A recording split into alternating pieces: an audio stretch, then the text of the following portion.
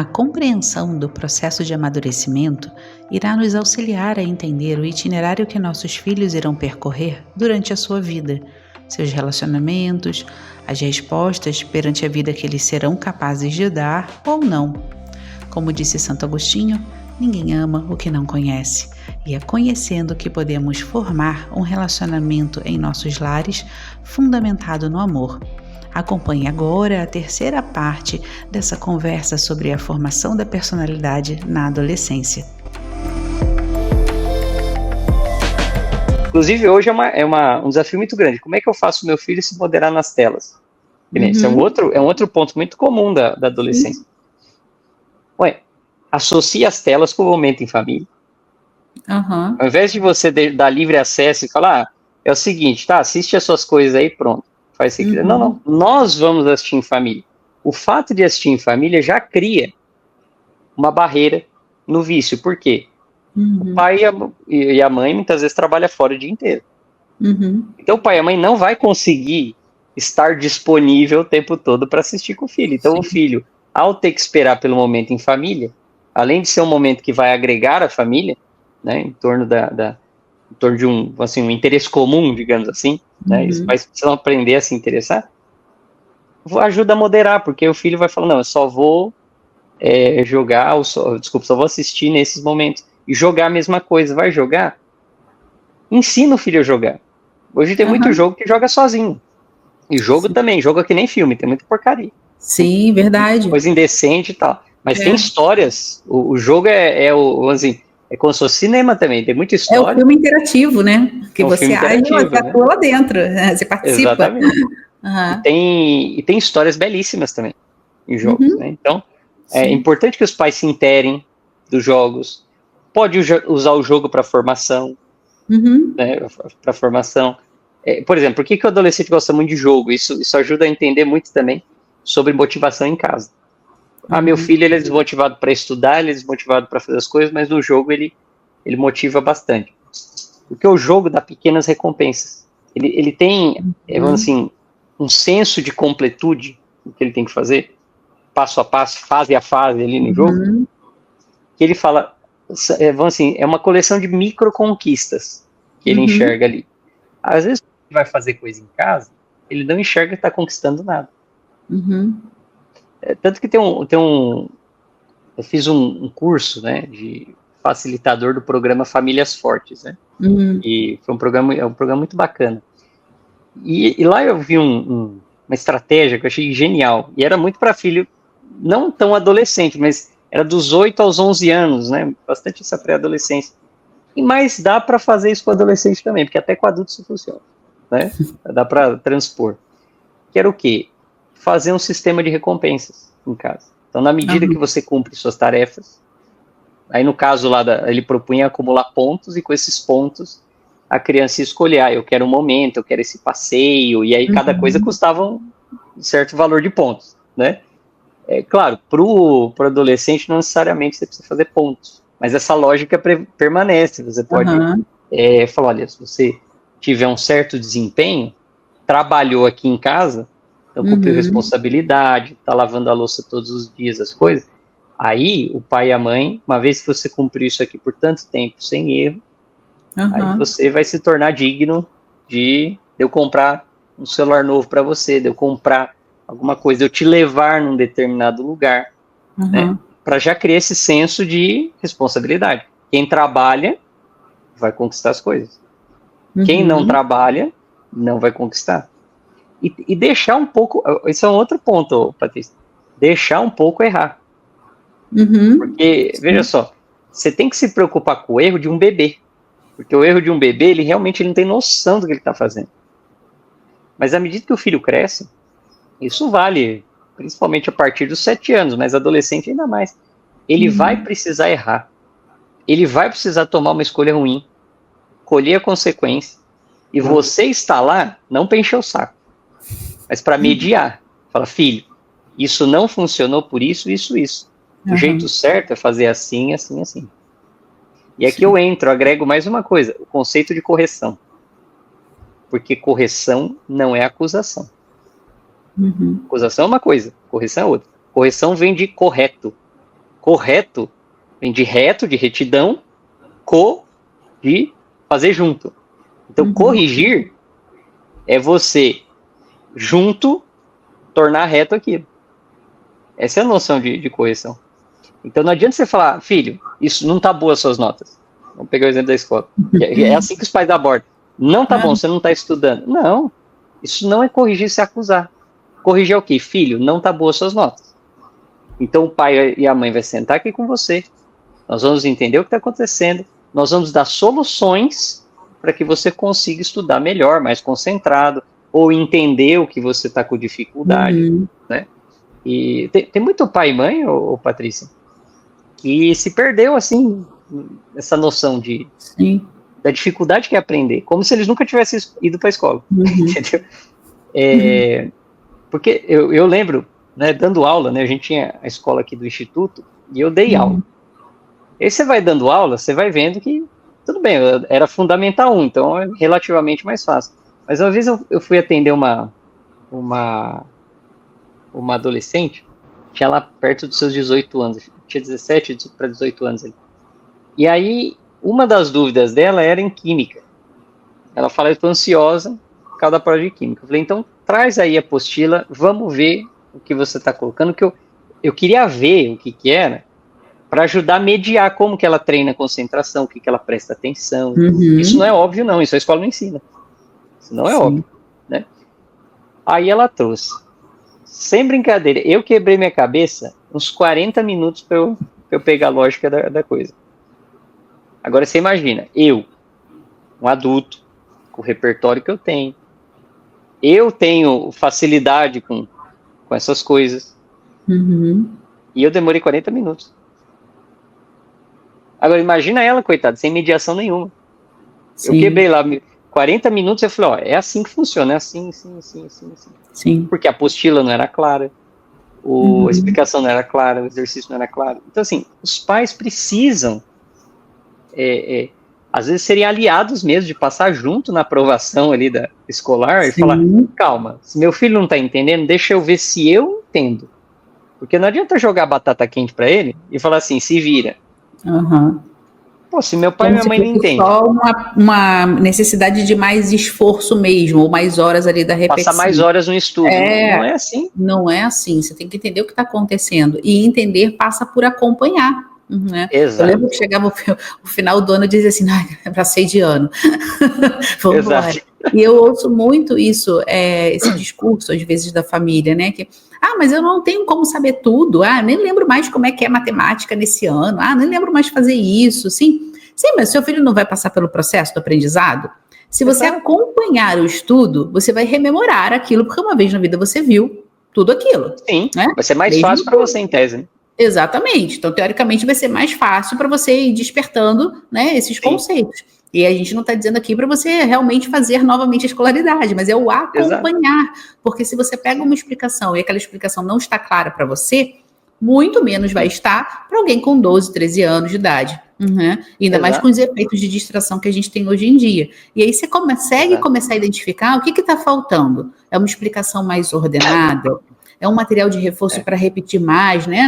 Na parte de, por exemplo, matemática, exercitar mais. Então, é material, é explicação, é efeito distrativo. Não, o material é bom ali, que eu consegui entender o que o professor está explicando. Só que a televisão está com som alto, né? O barulho lá de fora, enfim.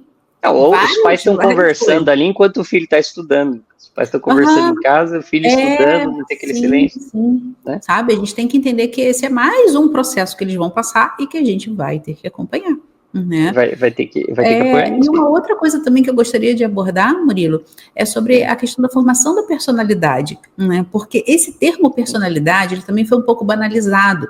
E eu ouço desde a infância das crianças, né? E oriento muito aos pais quanto ao que de fato é essa formação, porque a pessoa costuma fazer uma adaptação e utilizar o termo da seguinte forma, né? Não, mas ele tem uma personalidade forte. Por isso que eu não consigo muitas coisas assim com ele. Com ele não é só falar, mas Se for por esse aspecto, todos terão. Uma minoria ali, a depender do seu temperamento, que vai ser mais suave, né? É aquele que chora, sofre calado. Exatamente, né? Mas em grande maioria, né, o adolescente ele não tem esse perfil. Não tem. Exato. Até por isso, porque ele eu brinco que está conquistando território. Exatamente. Nessa questão da personalidade, né, Patrícia, é interessante o olhar das camadas, né? Trazer o olhar das camadas ali. Eu não vou trazer todas aqui, mas eu vou trazer aquelas que são mais próprias em torno dessa questão da adolescência, que geralmente é da 4ª até mais ou menos a 6ª. Né? Assim, o grande esforço de amadurecimento se dá nessas 4. A 4ª camada é uma camada que busca como motivação principal o afeto. Eu quero me sentir amado e eu não quero me sentir rejeitado.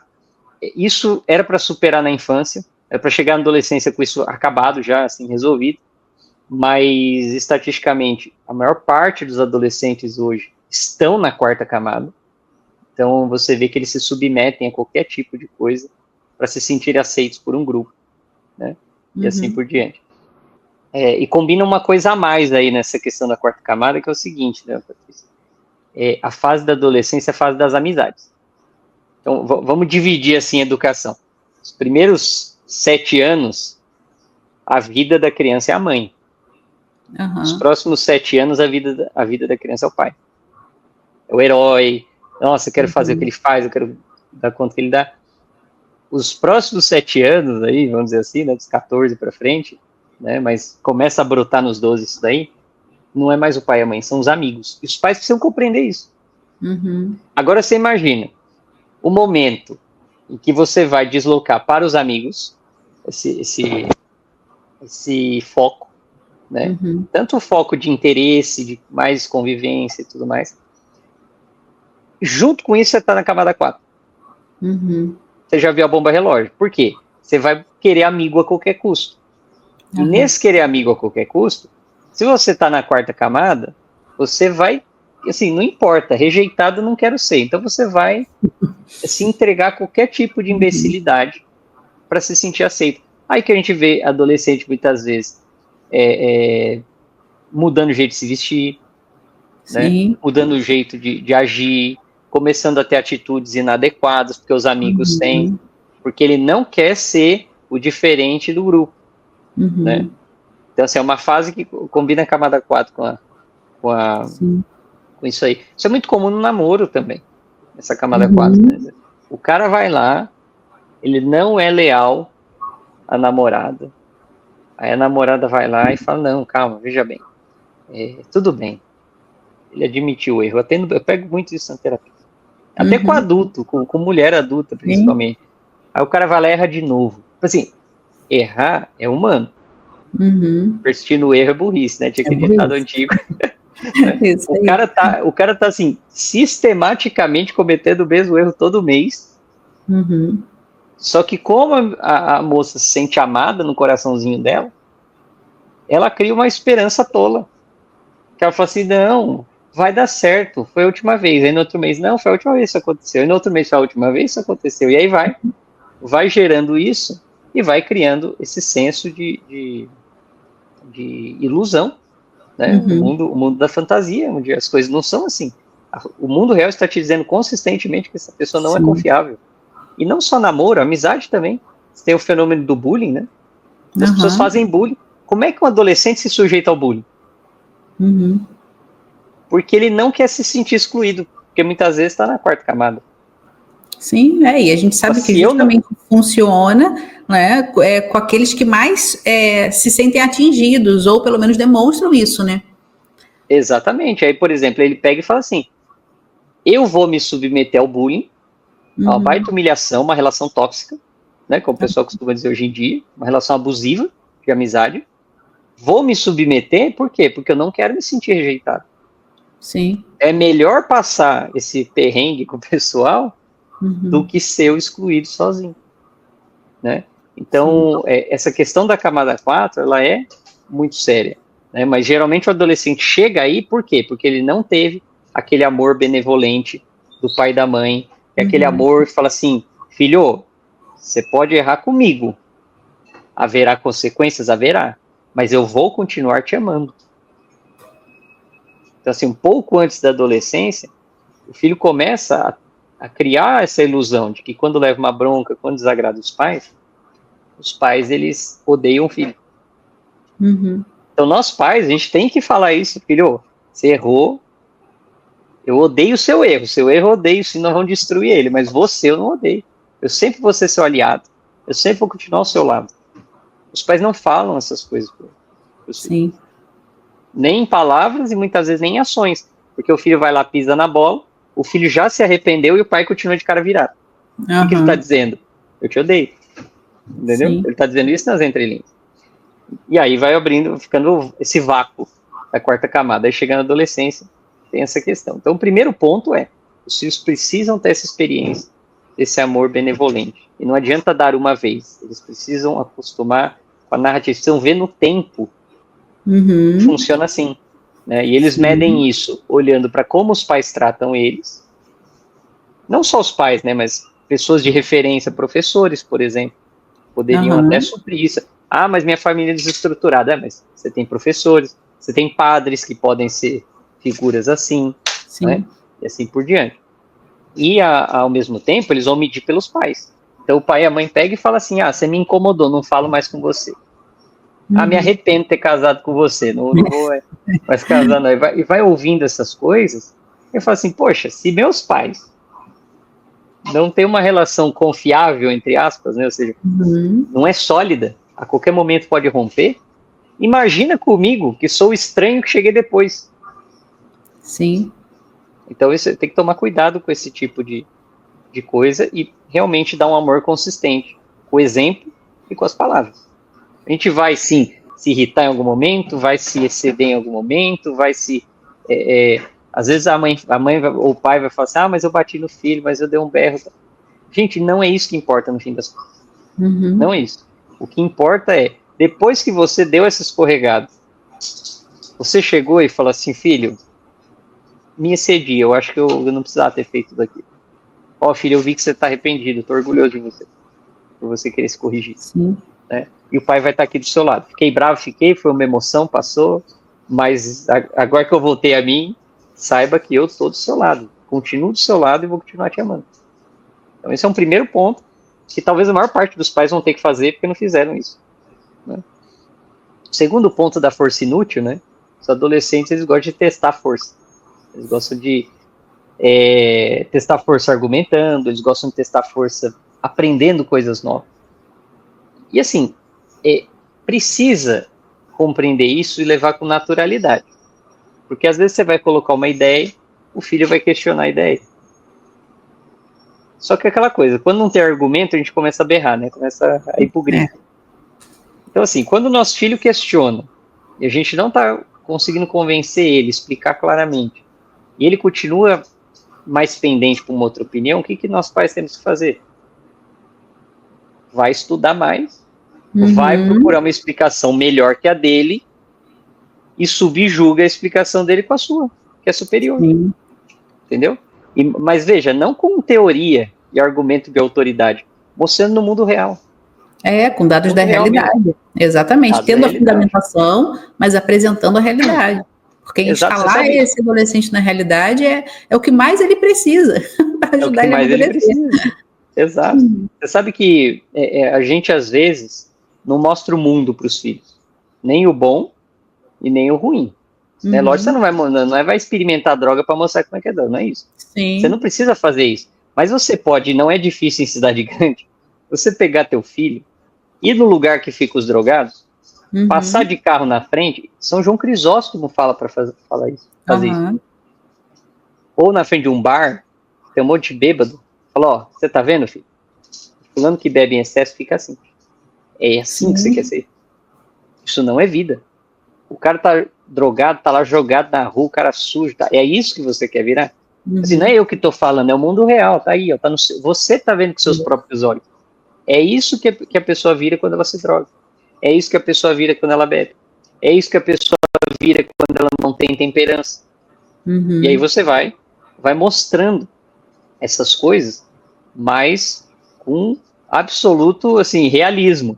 Não é para ficar também puxando a sardinha, eu quero convencer disso, Sim. porque senão seu filho vai falar assim, mas você sabe que eu conheço? Eu tô falando isso porque eu conheço o paciente.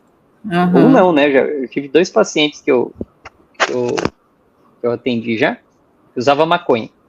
Né? E um deles acho que chegou até a usar um pouco de crack. O cara tinha o cognitivo, acho que ele usou pouco, né? Ele tinha o cognitivo preservado. Eu até falei pra ele, falei, nossa, mas você usou e você tá bem, né? Você tá bem. Então, quer dizer, é uma boa esperança, né? Você não deteriorou a parte cerebral. Mas olha só que curioso, né?